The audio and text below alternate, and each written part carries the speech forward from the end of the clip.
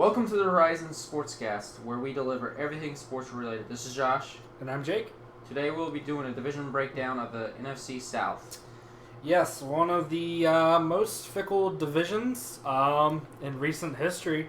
Even though the Panthers have won the last three titles, you have a different team winning every single year before that. It seems like every year there's another team on top, and no one's really established dominance until the Panthers have the last couple years. Because nobody's made kryptonite. Yeah, for Superman? Yeah. So last year we had the Panthers going 15-1. They won the division. They lost to the Broncos in Super Bowl 50. Bittersweet ending to an otherwise great season that they had. Defensively was outstanding. Offensively, I don't know how they did it. It's amazing how they made it work because they lost Kelvin Benjamin before the season even started, and they had pretty much a ragtag group of wide receivers that they relied on throughout the season to complement the amazing ground game that they had, the read option and the wildcat with Cam Newton and Jonathan Stewart and he finished in the top 100, by the way. Oh yeah.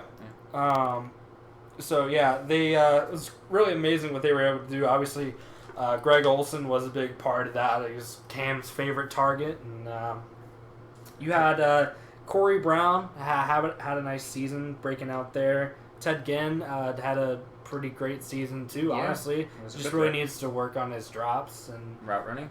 Yep.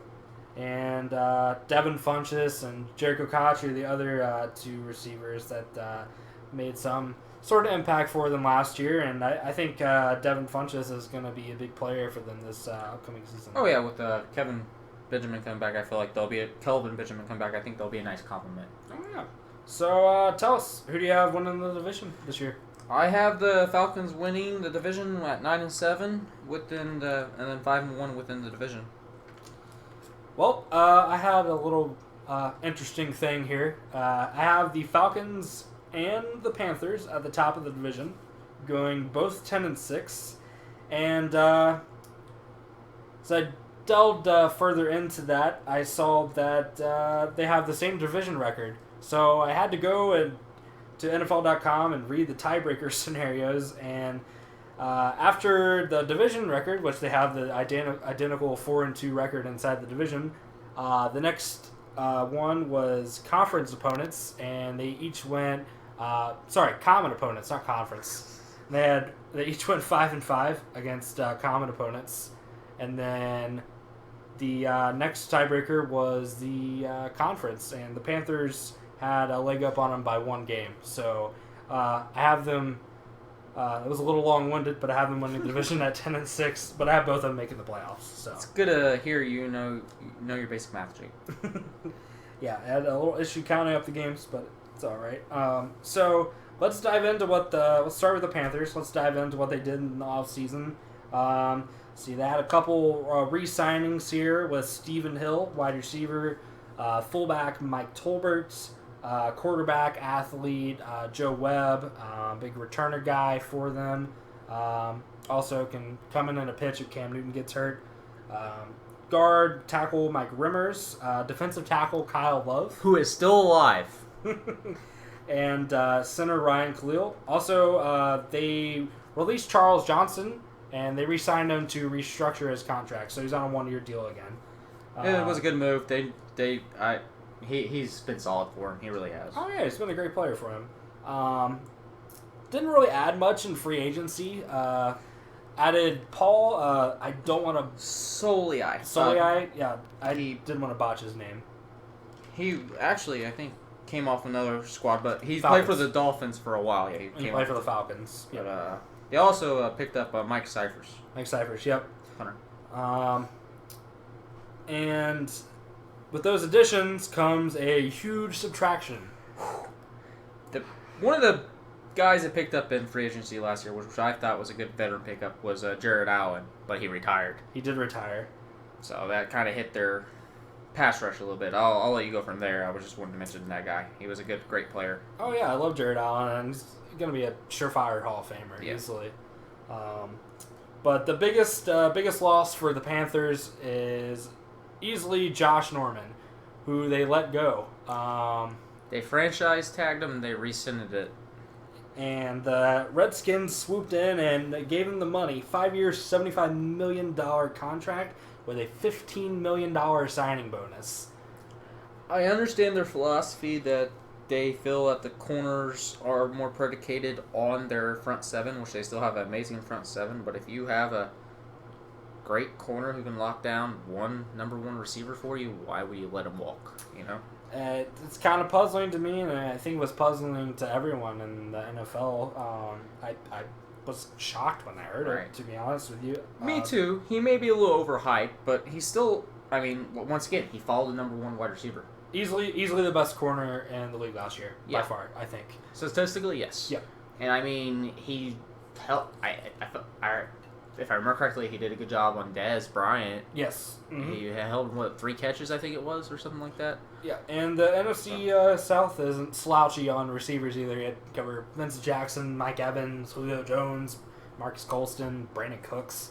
So you let him walk, and you have those receivers in that conference. That's silly. Now they're now that's kind of a weak spot for him. Now they leave behind Benabe and Wickery. And let's see, that's about it. That's about it because what's his name got hurt? Charles Tillman. He got placed on Peanut Tillman. Yeah. But with that, they added a couple corners in the draft. Just gonna run down what they did in the draft here. First round, they took Vernon Butler, defensive tackle, out of Louisiana Tech. Supposed to be a powerful kid. Yes.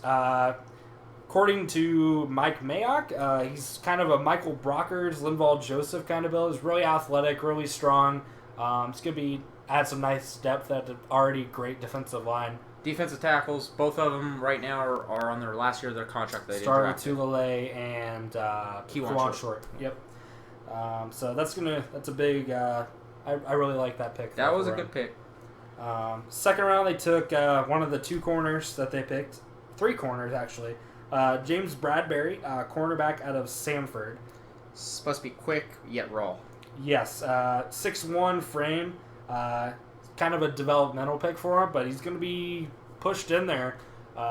There was a lot of buzz with him in the East and Western Shrine game because he was doing an amazing job covering the receivers. Yeah, that's when he blew up and probably hot-shotted him into the second round. Got him a nice little payday there. I mean, you come out of Sanford and you go in the second round, you did something right. Yep, he definitely had a lot of hype coming out of that game, and it showed the Panthers took him in the second round. They took another lengthy corner in round 3, Darryl Worley out of West Virginia. Go ahead, you're fine. You're fine. He was part of a talented West Virginia secondary. All four of the starters there got drafted. Really? Him and Carl Joseph in the first round, and the safety in the other corner. They went in the later rounds, but their names are kind of escaping me right now. But yeah, they all got drafted. So he was number 1 corner for them, and according to Daniel Jeremiah from NFL, he's got outstanding ball skills, but his speed something to be desired. A little lacking on the speed.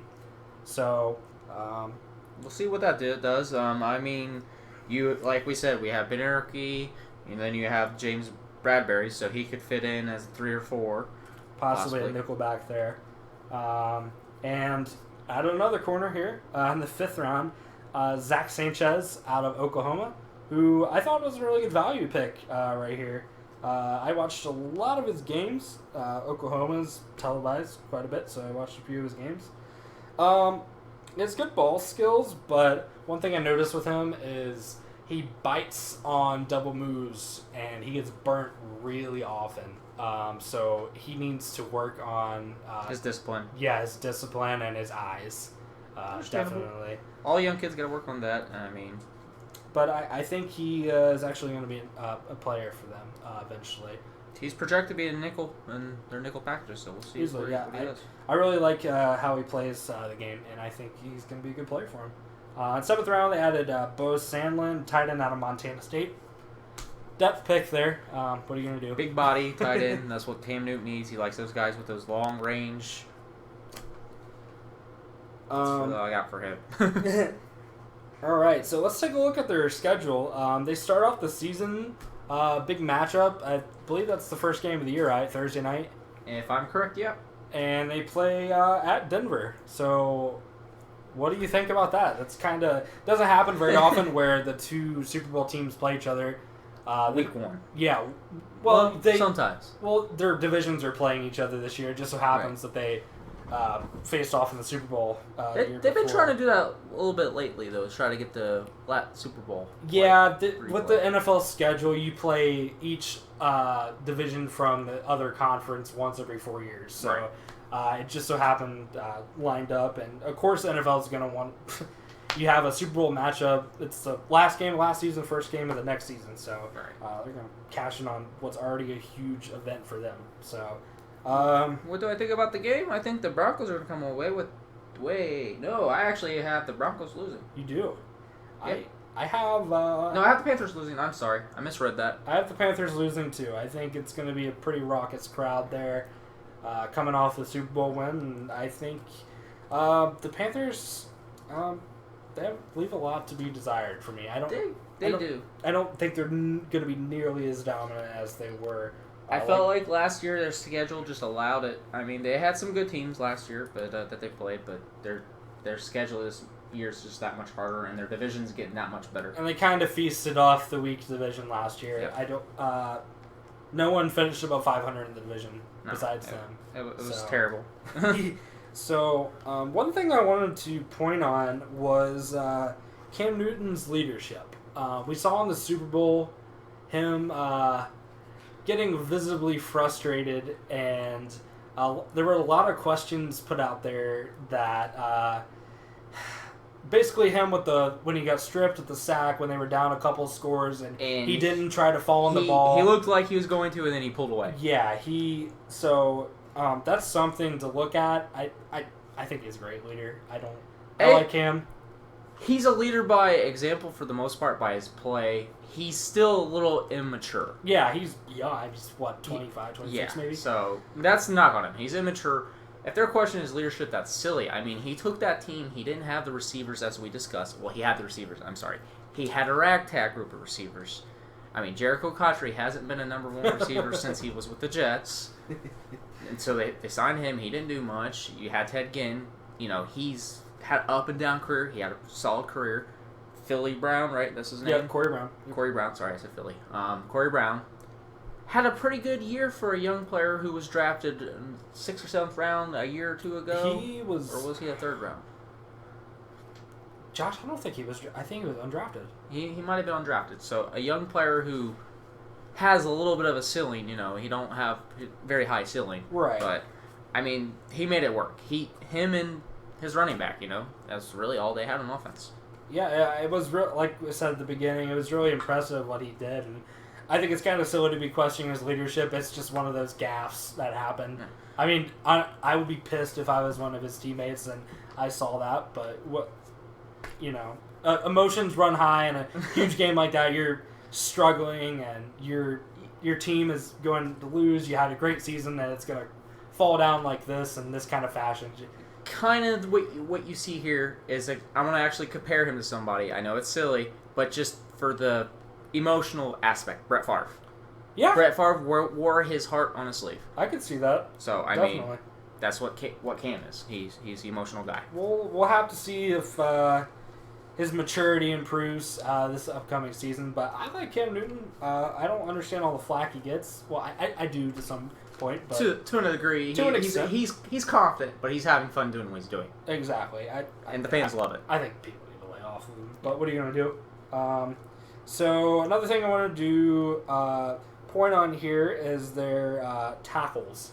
They have a solid interior line, but the tackles are kind of a question. We saw that in the Super Bowl. Mm-hmm. Von Miller destroyed. Elvis Dumerville destroyed. Malik Jackson destroyed everything. And it's like they didn't do anything in free agency or the draft to address it, neither. And they did. I was looking at projected depth charts, and they have Michael Orr at left tackle still, who's more of a right tackle, even though the blind side. But and Darrell Williams as their right tackle. So that's going to be, I think, the weakest point of their team right there. And their that's tackles. going to be the issue. I mean, the defense is progressively getting the better in the division. If the front seven at that, if you can't protect your quarterback, how are you going to win the division? Right. We're just going to have to see on that. Like I said, they have a good interior line. That's they were able to run so much last year. Their Ryan guards, Khalil, the Trey LSU Turner. product. Trey Turner. Yeah. Yep. So we touched on their wide receivers. They're going to have to step up. Yep. I mean, with the Kelvin Benjamin coming back, that'll be a nice compliment to the rest of the group. And I think their offense is actually going to be better than it was last year with the addition of him. I know that's kind of obvious, but I think they're going to be better. But I think their defense is going to take a step back again. So there you have it. We touched on their corners. They added a couple guys in the draft, but I think we're going to look at their safeties here. I think they have a great safety tandem. Kurt Coleman and Trey Boston. And Kurt Coleman had actually hit the stat sheet last year with 7 picks and 90 tackles, which really impressive. He kind of came out of nowhere. He had a decent start to his career. He got drafted by the Eagles. Had a decent couple years, but the Panthers signed him and he kind of blew up last year. So I'm hoping that continues for him. I think he's a good player. I don't think he's a Pro Bowler. I think he's a solid starter. I don't think he's going to reach the production he did last year, but we'll have to see. And Trey Boston, I think, is one of the best strong safeties, or free safety, isn't he? Well, they can switch them back and forth, but yeah, I mean, they have a good tandem. Trey Boston's an up-and-coming player. He didn't hit the stat sheet like Kurt Coleman did, but he still had a pretty solid year. He's really athletic. I really like him a lot. He split time with Roman Harper, which they actually lost last year, too. Yes. Mm-hmm. He went to the Saints. Yeah, he went back to the home. Saints. And then another thing I wanted to point on, one of the biggest drops in the draft was safety Jeremy Cash from Duke. He was slated to go in the second or third round, dropped all the way. Panthers snagged him up in free agency. Great pickup, I think. He's a stud. I don't know why he dropped. Classroom issues, maybe personal issues. I don't know, but I enjoyed watching him. I think he's a great player. I think he's gonna. Sometimes with stuff like that, you don't really hear the news. It could do with their football intelligence, that little test they take. Right. It could do something with that. It could be, he talked about he don't know how to cook. I've heard stuff about somebody not being able to cook in his drop. Him dropping in the draft. It could literally be anything, but so. I think he's a great player. He's definitely gonna be on the roster. Absolutely, I think so. So let's move on to who I have in second place and who you have in first place, the Atlanta Falcons. So give me a rundown. Well, last year they went 8-8. Matty Ice he was getting destroyed by defenses. He wasn't being protected. His one of his favorite go-to receivers, Roddy White, was out on and off throughout the year.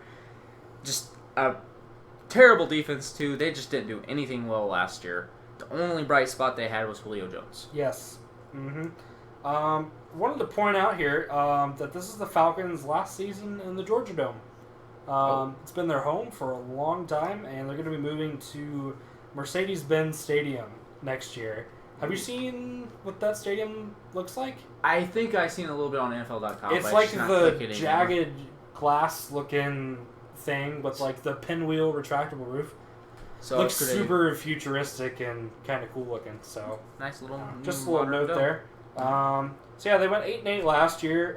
Like you said, their biggest issue was a lot. A lot, yeah. They were not good at anything, honestly. They had a few bright spots, Julio Jones and Devonta Freeman. Oh yeah, Devonta Freeman was a nice little surprise there. I forgot about that kid. He came on and he was a good playmaker. Oh yeah, he made things happen. So let's take a look at what they did in the offseason. Big things. Big things. Free agency additions. Center Alex Mack, one of the best in the game. one of the best in the game, just played for a crappy team. Yep. I think he's going to do great there. Matt Schaub comes back home to the Falcons to be their backup. Another big pickup here, defensive end Derek Shelby. Played for the Dolphins. When Cameron went down, he had a solid outing. I mean, he did good. He was a rotational guy that could move him around. I mean, he came on. That Dolphins offensive line's good. We'll have to see if he was a product of Ndamukong Suh getting double teamed and you have Olivier Vernon there on the other side, but we'll see. I think he's a good player. He's going to be starting for them. I think so. Oh yeah, definitely. They also added Mohamed Sanu from the Bengals. I think he's a decent player. He's not a number 2 because they don't have anyone behind Julio Jones right now. Exactly, and that's the issue. Is he really a good fit? Is he going to be able to complement what Sanu does? I mean, that Julio Jones does? I think he's a slot receiver at best. I'm just going to put it out there. I was never really impressed with what anything. He did with Cincinnati. I mean, AJ Green went down. Nothing. I don't see him doing much there. Might be a solid slot receiver, like I said. But linebacker Sean Weatherspoon, they added. Brought him back. He used to be a solid starter for him. Add some depth there. Cornerback DeMarcus Van Dyke, speedy guy. Going to be maybe a 4th, 5th corner for him.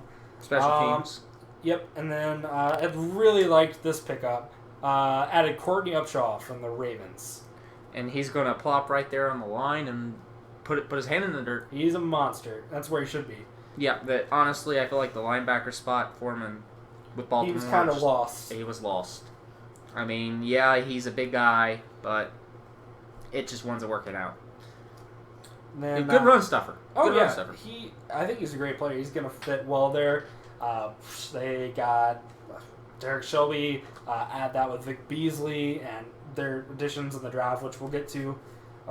So they lost a couple longtime Falcons here. They lost Roddy White. That's a sad day. It really is. They let him go, but I understand he wasn't able to put together a season in a while, so I understand that. But, I mean, he was one of Matty Ice's favorite targets.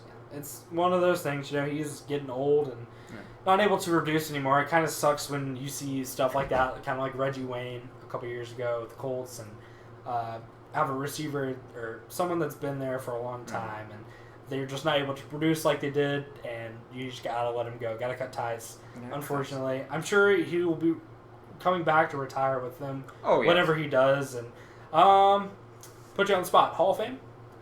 No. No? He had some good numbers, but he didn't have great numbers. Fair enough. I don't think he's on either. No.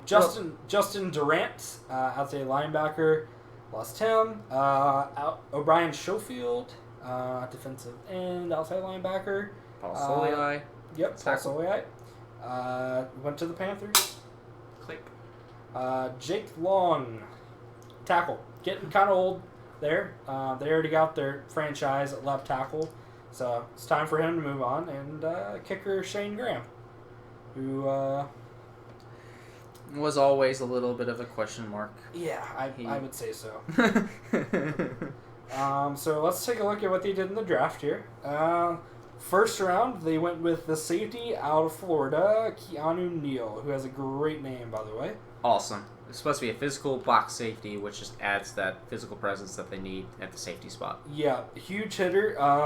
One thing that scouts said and stuff that I've read was that he really likes to throw his body to the wind, which is what you like in a box safety, but also you have to worry about your longevity in the league. And hence Troy Polamalu. He started getting really destroyed. Fragile at the end of his career. I mean, that 7 or 8 years wear and tear on that. Yeah. So he's going to have to watch that. And they're changing the game to where you can't do that as much, so he's going to have to he's going to have to adjust, definitely. Second round, really like this pick. I love this pick. Outside linebacker Deion Jones from LSU. He's a hybrid safety linebacker mold, and he's fast. Yes, very fast, especially for a linebacker. I mean, he could probably play safety, honestly. Yeah. But they're going to bulk him up here in a little bit and he's going to play outside linebacker along with Vic Beasley. Yeah. They said that they was going to move Vic to the Sam backer. So let's stop right there. Yeah, let's take a look at their defense. So they added Derek Shelby to their defensive line, Courtney Upshaw, Vic Beasley. They add this kid out of LSU. They add Keanu Neal from Florida, and add that with one of the best young corners in the game, Desmond Trufant. You've got a pretty solid defense right now. You do. Now, the only thing that you got to question is just that interior of the defensive line a little bit. It's kind of questionable, but I feel like they'll still be okay right there. Mm-hmm. I mean... obviously it's a work in progress, but they did a fantastic job. Oh, yeah, they're adding talent to the defensive side of the ball. And that's all you can really do. Something I wish the Colts would do. But I'll say that for another day. Third round, they added Austin Hooper, tight end out of Stanford, who was graded as the second best tight end after Hunter Henry in the draft. And he's supposed to be a really good route runner. Yes. Route running, and a lot of scouts compared him to Zach Ertz, Stanford. So, I don't know if High that's... expectations. I don't think that's going to click exactly. They have Jacob Tamme starting there. Yeah. For them. So, I think he'll be starting by then. I think Jacob Tamme's had an okay career. He has, but he's near the end of his rope. I don't think he is starter material right now at this point in his career. Fourth round, Devondre Campbell, outside linebacker, Minnesota. Once again, another fat, extremely fast linebacker. As Jimmy Johnson would say, speed kills. Yes, I think you're ready. He was 6'4", like 225 pounds. Great, long, lanky frame. It's kind of a weird build for a linebacker. It is. But one of the knocks on him is he's lacking instincts. Yes. But, he's got the raw talent. He's raw. Very raw. It's fourth round draft pick. He's going to play special teams. Yeah, he's going to rotational play. Something that I read. He's going to be a huge special teams guy for them. And I think he's going to be a good, solid player for them. Sixth round, they added Wes Schweitzer, guard out of San Jose State. Project pick. They say that he's great in the run game one-on-one. He can move his guy, but if he's facing a power defensive lineman, he's pretty much just going to fail. Yep, he made holes in college for his running back Tyler Ervin, who got drafted by the Texans, I believe. So they had a good combo there at San Jose State. In seventh round, Devin Fuller, wide receiver out of UCLA. He's more of a camp body, but they're possibly talking about he could be in the return game. Yep, I read the same. So that wraps it up for what they did in the offseason. So, let's see.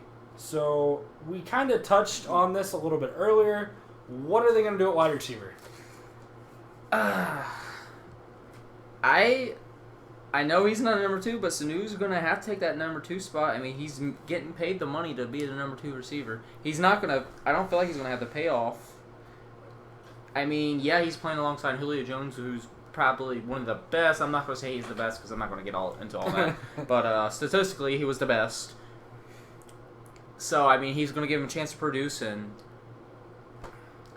when A.J. Green was healthy, he did okay. He's not a number 2. He's not a number 2.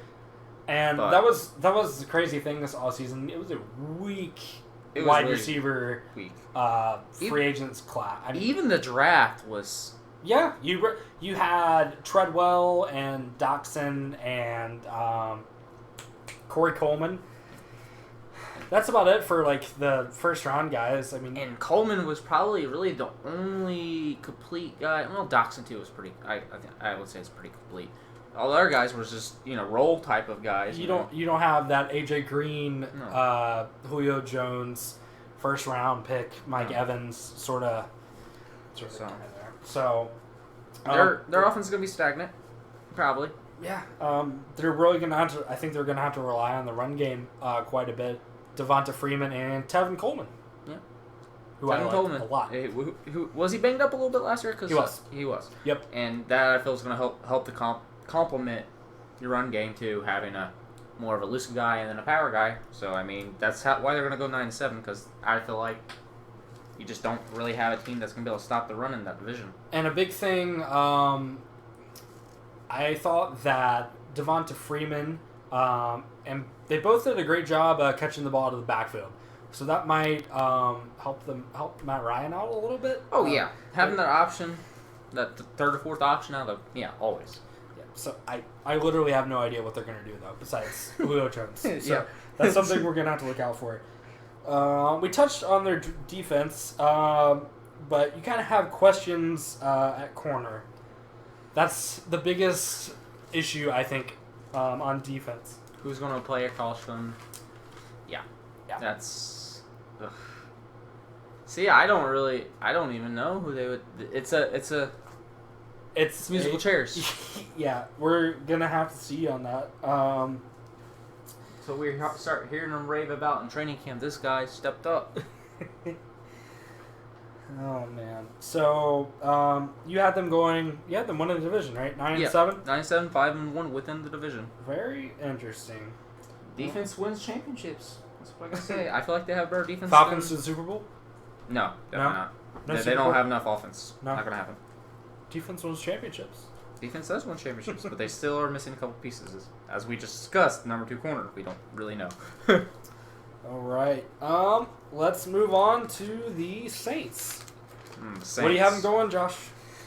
7-9 and 3-3 within the division. Finishing third. Finishing third. So, yeah. I was a little more harsh. Oh. I have them going 5-11. Ouch. I have them finishing last in the division. Ooh. And, I think this indefinitely puts Sean Payton on the hot seat this year. He's on the hot seat. I actually kind of agree with you. This is the year where they're going to possibly let him go if he don't show that he's going to fix this machine. And I am a big Sean Payton fan. Yeah, he's one of the best offensive minds in the NFL. I love Sean Payton. He's so creative with the pass game. It's just amazing. But the biggest issue with the Saints, and has almost always been, is their defense. It's never been great. Been serviceable, but never been... When they had Greg Williams, it complemented what the Saints did. When they lost Greg Williams, it just... Which we know why. Right, when they weren't targeting players' heads and stuff. But that's okay. It's part of the game. No. Shouldn't be, but yeah. It was part of the game. Not anymore. And, yeah. Anyways. So, they went 7-9 last year. Defense. Biggest issue. I know I just said that, but there's nothing there. Last year, they had Brandon Browner, the starting corner. He's gone again. Awful. He's back to Seattle. So, one bright spot, Delvin Breaux. He came on, name. He was a no name. The X came out. in the name. Delvin Breaux. Yeah.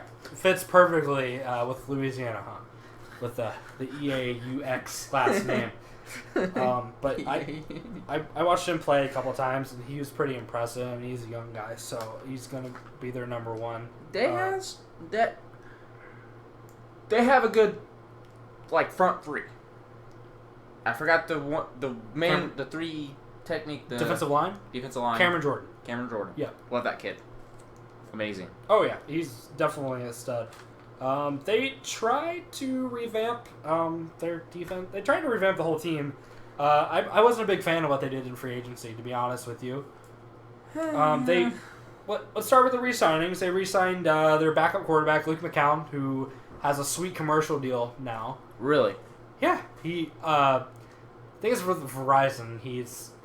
It's something funny about their backup generators and how backups never get the glory. And how they cheesy. Really cheesy. How if the regular generators went down, the backup generators never get a chance. Something like that. It's really cheesy. It's very funny though. And then they re-signed Tim Hightower and Tavares Trevathan? No, that's a Travaris Cadet. They brought him back? Yeah, the Patriots had him last year. They bought both of them back. That's so. That's all they did to re-signings. Free agent additions. Big one, Kobe Fleener. I feel like he would actually be a good fit just because Ben Watson had a career numbers, and I feel like Coby Fleener is a better receiver than Benjamin Watson. Can he stay healthy though? I agree. Gave him way too much money. I'm just gonna put it out there. What was it, 5 years? 5 years, $36 million. Yeah, that's now for a number 2 receiver on a middling Colts. Number 2 tight end on a middling Colts team. I think they gave him way too much money. I was very happy that the Colts decided to sign Dwayne Allen rather than Fleener. He has a lot of potential. Yeah, definitely. But he has to produce. Like I said, too much money. We'll leave it at there. Too much money. Middle linebacker James Laurinaitis. Great career with Rams. His career's kind of winding down now. Yeah. Where he's not going to be the player that he was with the Rams, but he's a serviceable middle linebacker for them. He's going to start for them. Yeah, he'll be able to make the adjustments and get him in the right place. Right. And everything. He'll be a great addition. Craig Robertson, another middle linebacker. Browns, right? Yes, Browns. Mm-hmm. Another big signing, defensive tackle Nick Fairley. That could potentially be good, but him playing in a 3-4, I don't know how he's going to like that because his job is to take on blockers. Guards. Penetrate certain situations. I mean, once they get in those nickel packages and stuff, he'll be ready to go. He's bounced around the last couple of years. I believe he's on another 1-year deal. So yeah. Not the highest effort player, but no, has potential once again. He's been kind of disappointing, honestly. At Auburn, when he came out of Auburn, we thought he was going to be great. Yeah. Well, I mean, he hasn't been bad. He's been a solid starter, but he's not a playmaker. And he was a product of Ndamukong Suh when he was with the Lions. Once again. I would agree with that. Like I mentioned earlier, with the Panthers, the Saints added back Roman Harper. They got a good safety group. Yeah, they do. I really like their safety group. Roman's just kind of going to add depth there. Dwindling career. It's dwindling down now, so... He knows the system, though, and, he's going to be a good guy to help that secondary out, because their secondary's in flux.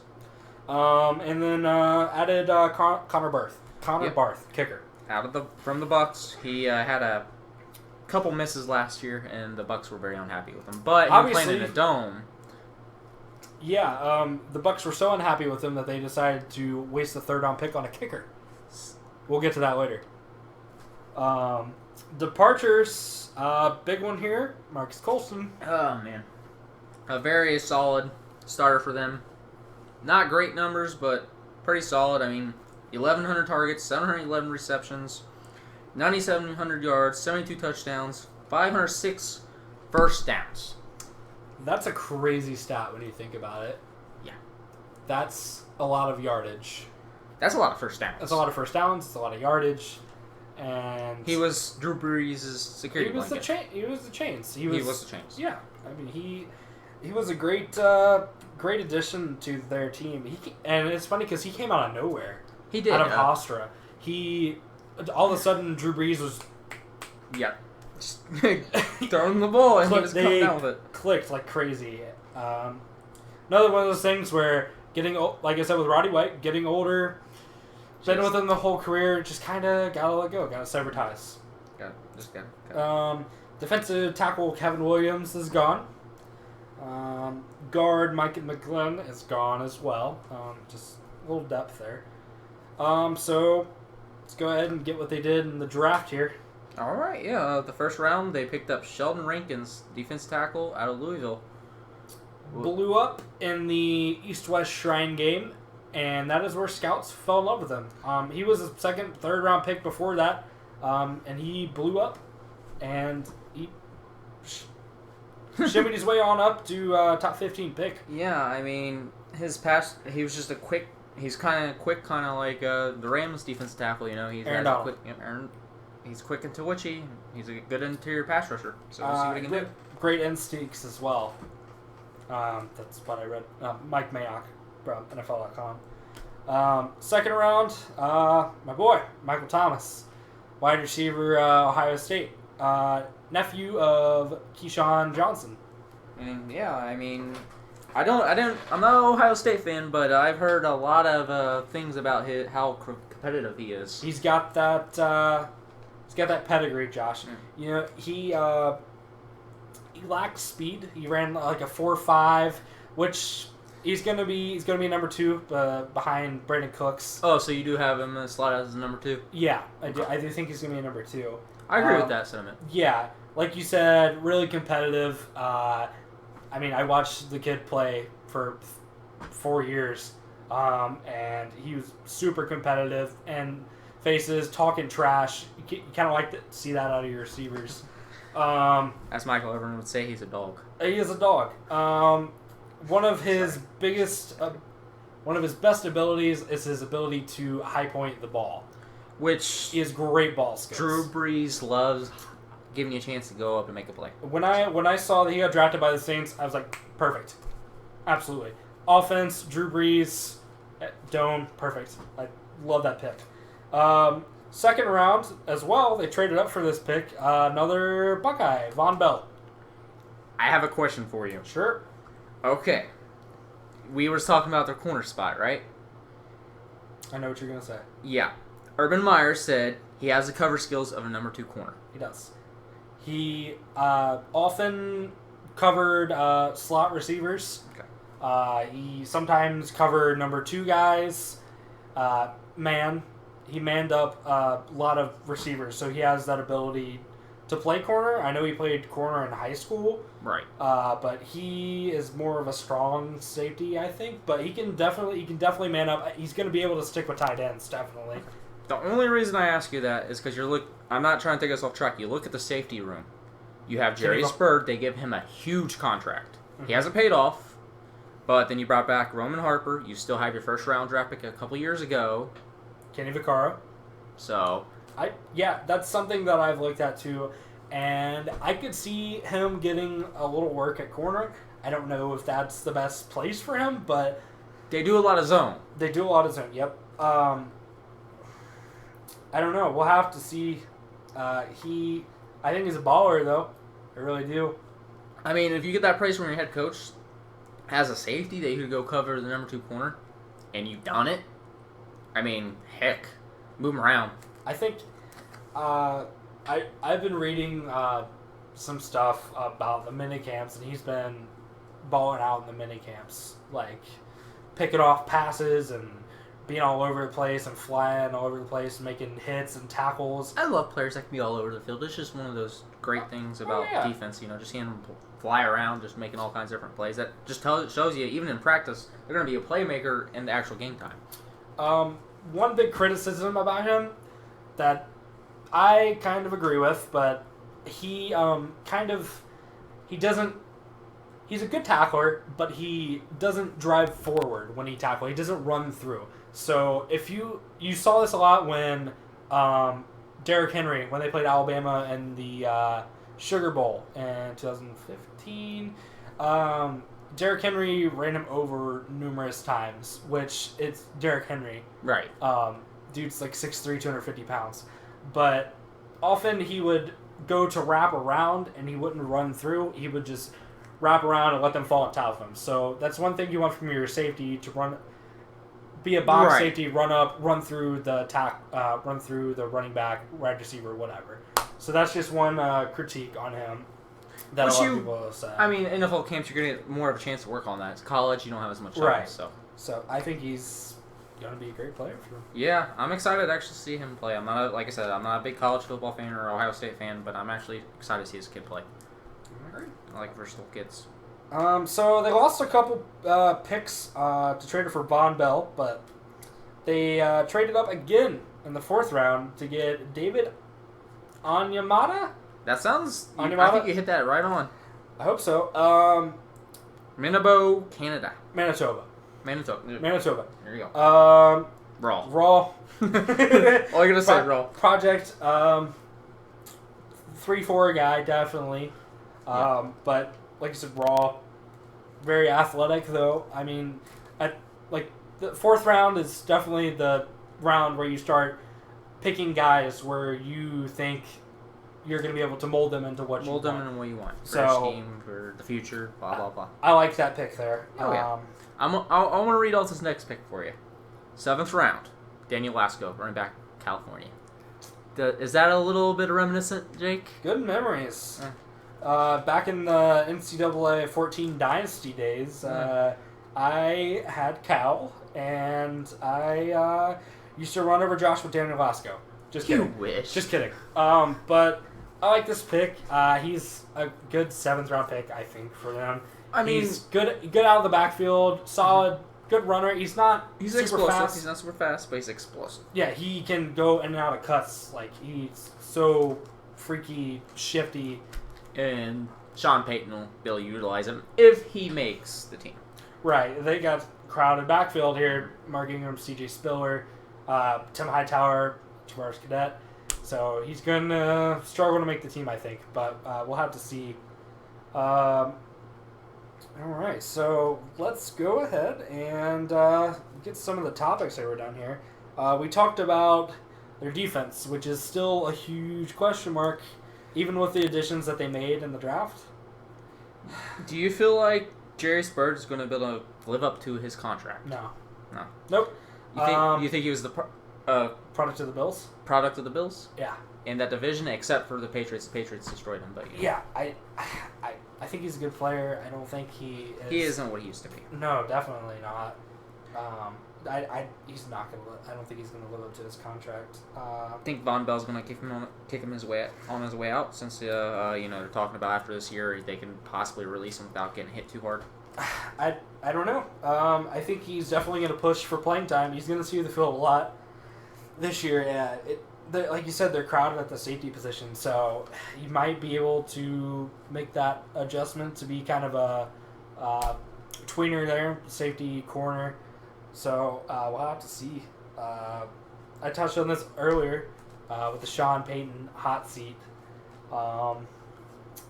They have to win the division this year, and they probably need to win a playoff game.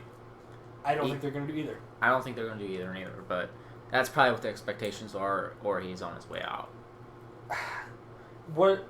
So say that happens, what's next for Sean Payton? Whew. What's next for Sean Payton? Oh, he would get some calls. I know he'd get calls. Which team? I would fire Chuck Pagano immediately. Oh, you take him. Oh yeah. I told you I love Sean Payton. I like that. I like that. Defense fit. be damned. Defense be damned. I mean, your defense is already down the drain, Yeah. so why not just hire offensive guy? Why not? But yeah, I think if he gets fired, he'll be hired back immediately. Yeah. Look at Chip Kelly. Yeah, I mean, of course that was a product of him being a little over controlling in Philly, and the GM kind of threw him under the bus. And Chip tried to say otherwise, but it didn't work out. Interesting situation there. We'll get to that later on. Future topic. See, offensive line. Big question. Well, they re-signed their left tackle, Stud Trent Williams. Yeah,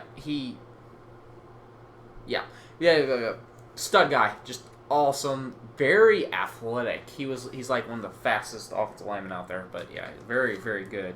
But yeah, your question about the line, they traded Seahawks for the center. Max Unger. A year ago. One of the best in the league. One of the best in the league. But other than that, they're kind of, it's kind of a question there. Definitely a big question at right tackle. Zach Strief is their starter, has been their starter. He's serviceable. But man, they got to improve there.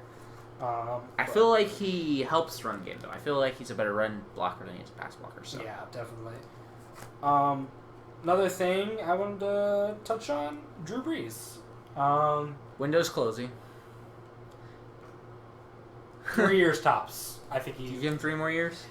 If that. All right. If his body's taking a huge taking a huge beating, especially the last smaller guy. years. If Sean Payton gets fired this year, Drew Brees is on his way out too. Easily, yeah. I think they'll definitely do a rebuild. Garrett Grayson. Yeah. I think that's why they drafted them. You're saying he's going to be a starter? Garrett Grayson? Yeah. I really like him. You really like him? Okay. I really like him. I like him too. But It depends, because whenever you fire someone, You bring the new head coach in, you bring a new GM in, possibly. Mm-hmm. They're going to want their own quarterback. And if the Saints finish 5-11 like I had them predicted, they're going to have a top 10 pick. And would they draft a quarterback with that, though? If Sean Payton's out and the GM's out and Drew Brees leaves, I could see it. But yeah, I mean, Garrett Grayson has potential. I'm not knocking on him. I'm not a quarterback. So I'm just. You're not a quarterback? I'm not a quarterback. I'm a quarterback for my own fantasy team. I don't know. Do you see perhaps Sean Payton gets fired and he goes to another team? Do you see Brees following him? I do not see Brees following him. I see retiring? Brees retiring. You do? Yes. I don't think he's going to want to have to learn another offense. He's getting old. It's going to be hard to do. You kind of see where Peyton Manning kind of struggled with the Broncos a little bit, learning a new offense. Yeah, but when 2012 was his first full year back from the injury, right? I think so, yeah. He struggled then, but 2013, 2014 were some of his best years. So, I mean, we'll see. I think Brees is 36, 37 right now, so he's definitely up there. He's reaching Favre territory. All the best teams have their quarterback for the most part, though, and I don't see him wanting to go to a non-contender neither, though. I can understand that. But some burning questions I had there. Yeah. Definitely. So let's move on to the Buccaneers. What do you got them at? I have the Bucs at a paltry 5-11 and actually winning 2 games in division though. So. Not a Bucs fan, huh?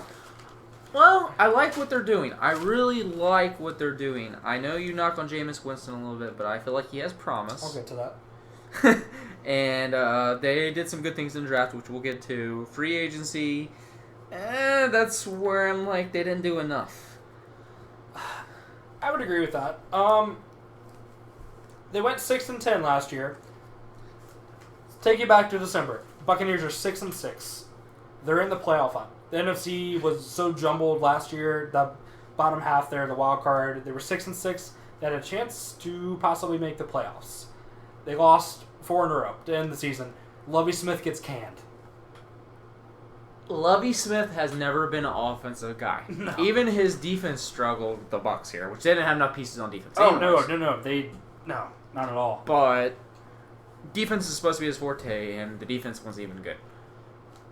It wasn't. It was only the second year, and I think the Buccaneers need to chill out with their firing of the head coaches. They gave Shiano had 1 year, right? Which that's a whole nother subject. But Shiano had 1 year, and now they give Lovie Smith 2. I think the Bucs would have been decent players in the division this year. I think they would have been 500. I have them at 7-9. That's because of the new coach. I think if they would go 8, 9, and 7 with Lovie Smith this year. They brought their offensive coordinator into the head coach spot because Jameis Winston did awesome under his tutelage. I don't think that's a good move.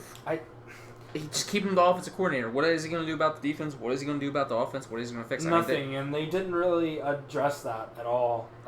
I mean, their draft was okay. There's a couple players there that I like, which we'll get to, but I mean, I'm just not a fan of what they did at all. I don't think Dirk Ketter is the answer. No, he isn't. Head coach. He's going to be another 1 or 2 year guy and done. And going back to being offensive coordinator. Yep. Somewhere else. Yeah. Yeah, somewhere else. Yeah. So you talked about free agency. They added J.R. Sweezy. Solid pick up there. Seahawks. Yep. Defensive end Robert Ayers. Really liked this. Yeah, he came from the Giants last year. Before he was drafted by the Broncos, he was always a pretty solid guy. Just never really. I think with the Giants, he actually had a. He's never been dominant. He's just been a very solid starter. Yeah. One of your favorites, cornerback Brent Grimes. Oh man, Brent Grimes. He's a feisty kid. I'll give him that. When he was with the Falcons, he had a solid career, but then he went to the Dolphins and he had to deal with Tom Brady. And it was over. His career kind of plummeted. Yep.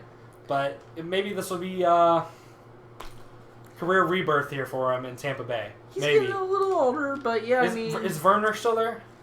Werner?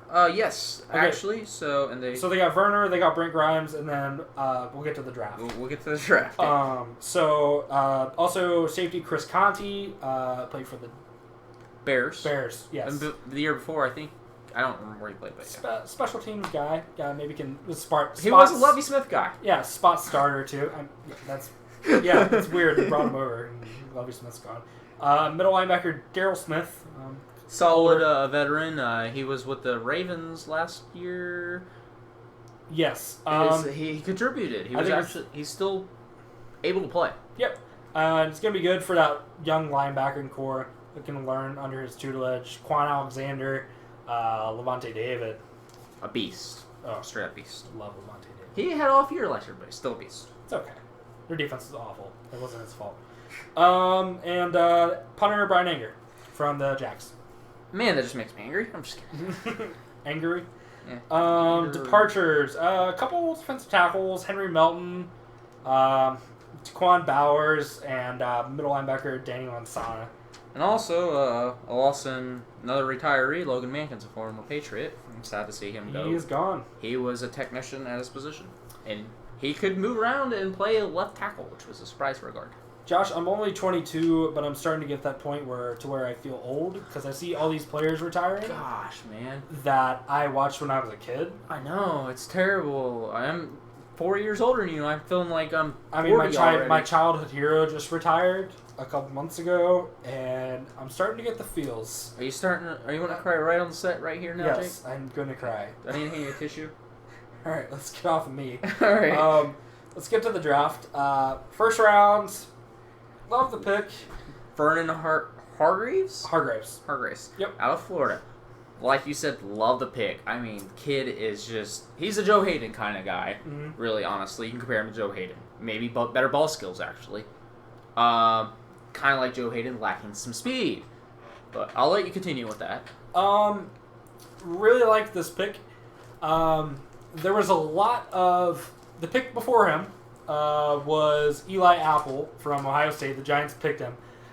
Met with some controversy. A lot of people thought that he was a late first, early second kind of prospect, and he gets picked at 10 by the Giants. A lot of people had Hargraves going to the Giants, so the Bucs were able to get a steal here, I think. Yeah, they traded down, and they still got their guy. Still got their guy. Yep. Definitely. He's that hometown kid, too, so... Yep. He's a quick, twitchy, explosive, and lower body, and click and close action. And what that's pretty much is, he's good at closing in on the ball. So, I mean, good back pedal. He's a technician. Good hands. I really like this fit. 10 picks in 3 years. Yeah, really good numbers. Also, I read this from Mike Mayock. He said Hargraves has the best feet that he has seen in the last 3 years in the draft. That's a huge compliment. When you're a corner, you got to do that back pedal. You got to have great feet. Deion Sanders, I don't like the guy. He's cocky, but he had great feet. If you have great feet, you're a great corner, pretty much. And like you said, kind of lacks some speed.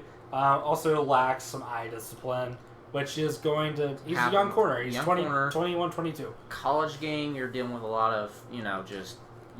College game is way different. Way different. So, I think that's a good pick. He's going to be started. It's a really good pick. It's going to actually, in the future, change the landscape of that division. I feel like this team is doing enough to get there.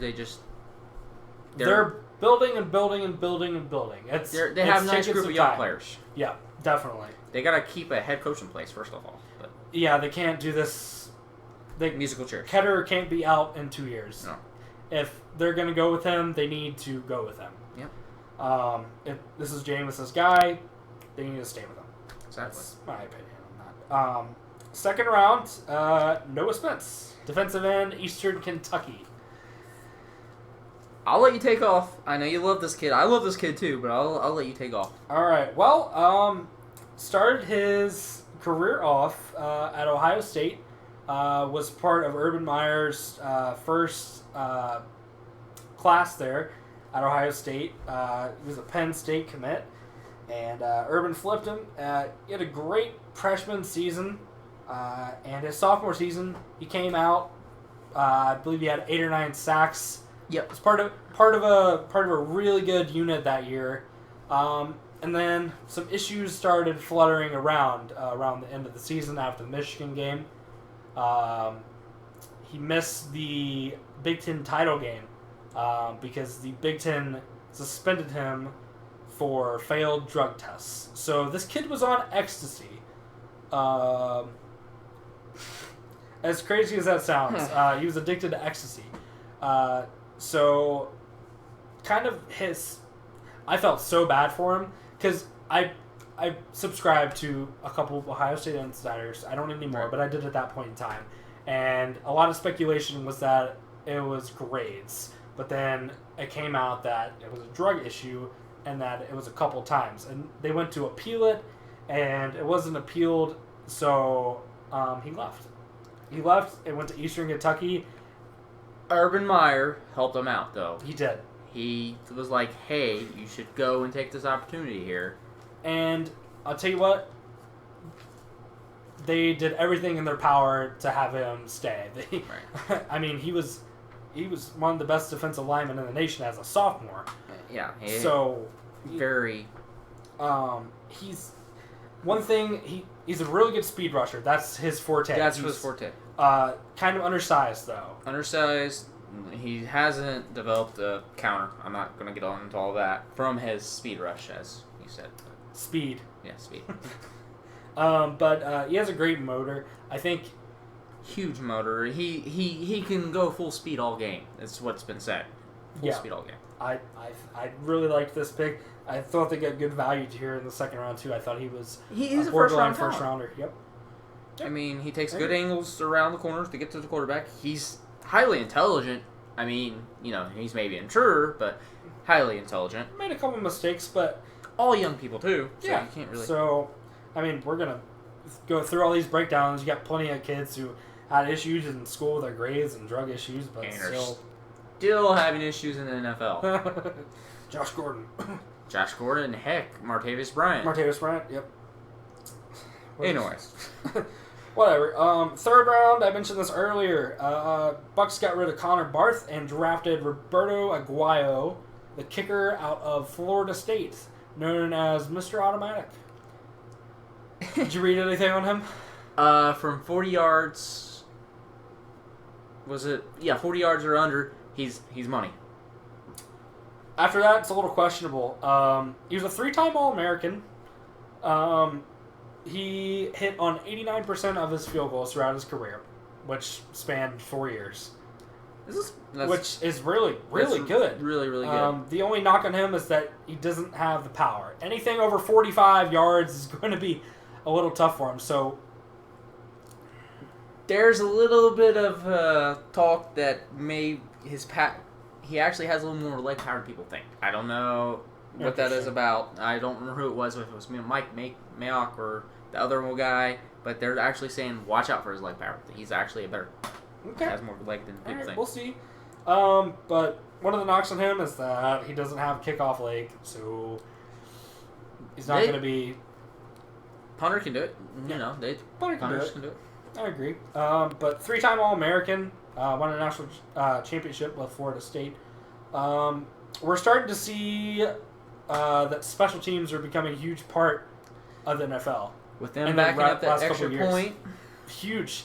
I think that is exactly why they made this pick here. Oh, yeah. Extra points. I remember reading an article, the GM saying the Patriots, Bill Belichick, going after Stefan Gostkowski was their reason to do this. They seen that they went in the second, third round to get a kicker. It was like, well, other teams are doing it. The Patriots have won Super Bowls. They've consistently in the playoffs. Sorry, I'll leave it at that. No, it's fine. I agree. We'll have to see if it pays dividends. But I don't have any issue with the pick. No, I really don't. I mean, they could have went somewhere else. They have so many more needs, but a kicker is important. He puts points on the board, which they struggled with last year. So. All right. Fourth round, they drafted defensive back Ryan Smith out of North Carolina Central University. Word on the street on NFL.com is he's a sleeper pick. Yes, I saw that as well. Also read that he has really flashy ball skills. We like some flashy ball skills. So he likes to be a little flashy there in the secondary. Quicker and fast athlete. 4th round. What have we been saying the whole time? Project. Special teams guy. And honestly, probably he's going to make it in the 4th spot. Maybe 3. Brent Grimes might not even make the team. Yeah. Who knows? We'll have to see what this kid does in camp. I mean, it's a sleeper pick, so that's what the experts are saying. Who knows? See if the experts are right. 5th round, Caleb Benenoch, tackle out of UCLA. Very versatile kid. Extremely versatile. Protected a couple great quarterbacks while he was there. Brett Hundley, and one of the best college quarterbacks right now in the game, Josh Rosen.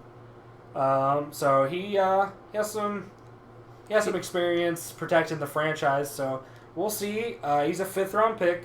Right now, their left starting on tackle is Donovan Smith. He played a little bit of guard too, so he can move around. So that's why they draft. He's a depth pick. He really is, but he could possibly eventually start because he has so much experience. Well, I have to see. So I'll get to Donovan Smith in a minute. Oh. 6th round, Devontae Bond out of Oklahoma, speed rusher. Speed downhill. Yep. Run straight. Nothing more to say. Also in the 6th, this is the last pick in the draft. They drafted one of my favorite Big Ten players, Dan Vitale. He's a fullback / running back from Northwestern. Special teamer. They're actually saying that he could possibly push Lane for his job because he's actually a better receiver out of the backfield. I thought I read that they released Jaworski Lane.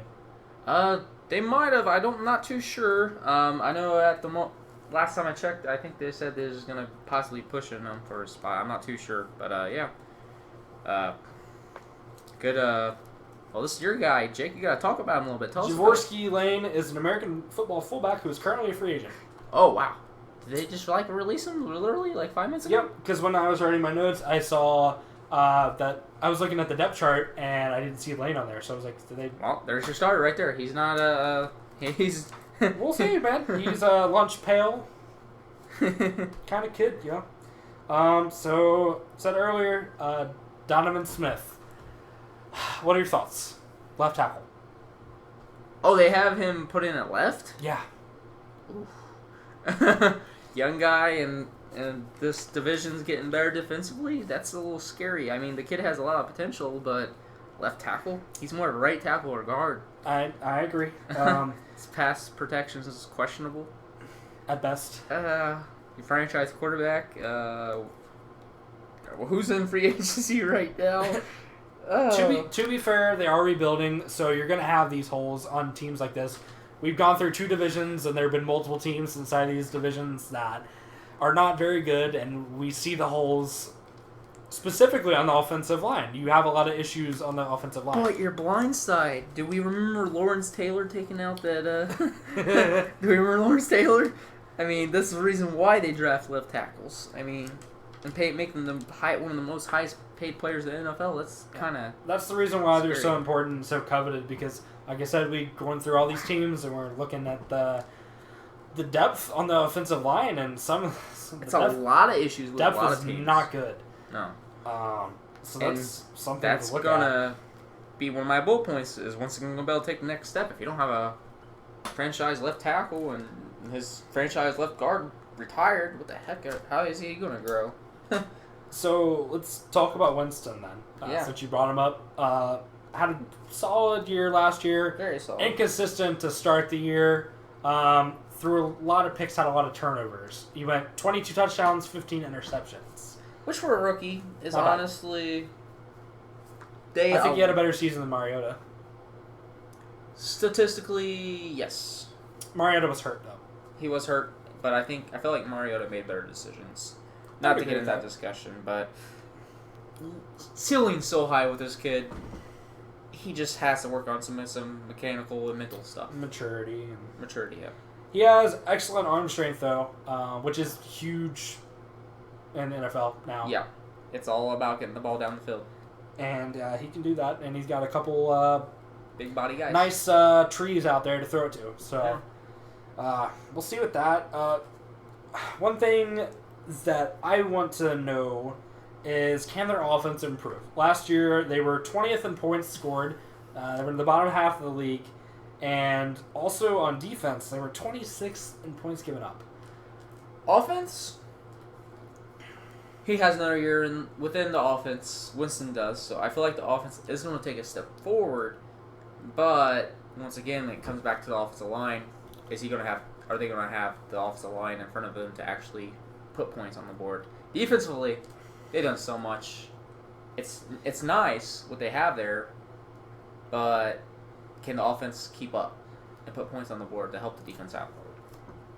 Like I said, when we started to break them down, they were 6-6 in December, and I think this stat right here is what was the issue was with the last 4 games of the season.